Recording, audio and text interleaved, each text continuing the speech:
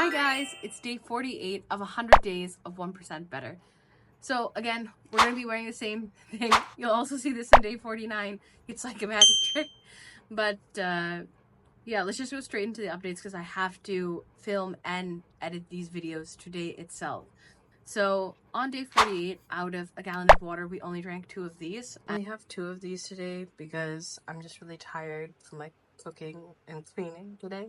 And you guys will understand in the outro because I spent the whole day like cooking and cleaning, but it was really rewarding, and I think it shows a lot about like my personality and my capacity as well.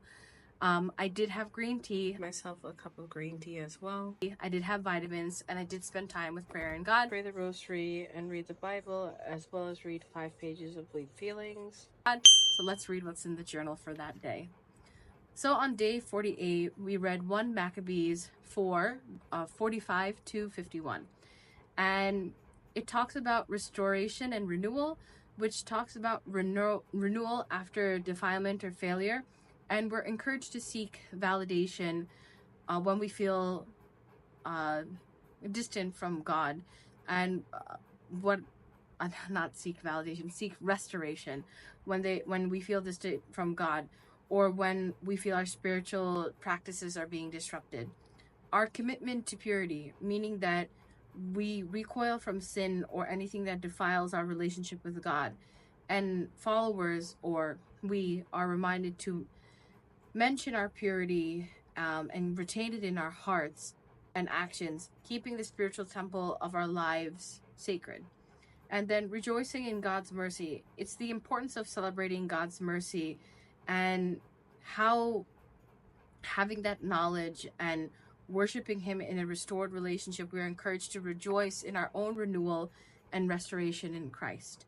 And deliberate action in faith means that spiritual growth requires individual and intentional action, and it takes time, effort, and dedication to rebuild and maintain a strong relationship with God, which I could not agree more with.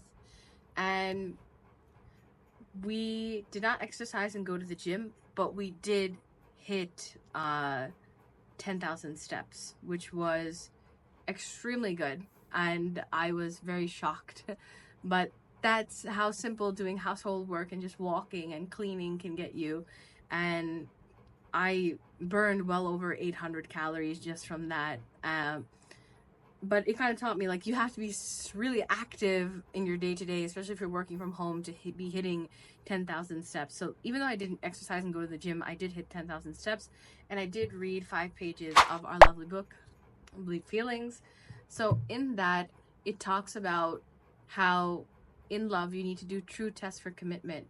Are they aligned to your core values and life goals? Can you have consistent respect for them in their opinions, boundaries, and them as individuals? And to engage in open and honest, empathetic conversations, and to show willingness to support each other in personal growth and well-being. False test for commitment is expecting a partner to fulfill emotional needs or change, which are fundamental aspects of themselves. Someone's emotional needs is really dependent on themselves, and change only comes from within. It can't come from someone else. And relying solely on your partner for happiness or self-worth is extremely detrimental, and one, I really stress that you should not do that. And suppressing disagreements to maintain peace, leading to unresolved issues, and neglecting personal interests or values to please the partner. When you are in a relationship with someone, it is about loving and respecting that partner, no matter the differences they have, and supporting them, right? It's not about like condoning bad behaviors, because if there's bad behaviors, you need to come to a compromise. What I'm saying is that your personal interests are to you, right? And you can't just do everything for your partner because you're individual beings. There's some places where you can compromise, but you have to be understanding, loving, kind. And changing for love. There's a difference between making positive changes for personal growth and altering yourself just to meet a partner's expectations. You need to maintain your true self in a relationship, and genuine change should come from within, not from external pressure, right? And encourage and support each other's development without compromising individual identities, right? And yeah, like these are all like really good, and these are things that anybody should also listen to and gain perspective on. And I do my self-care, I do it every day, and I also meditated.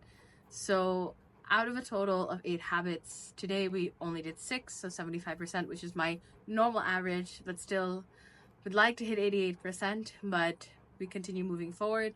And the 1% is that, you know, I really felt like I lived life today. I got to host my friends, and you guys will get to see that in the outro.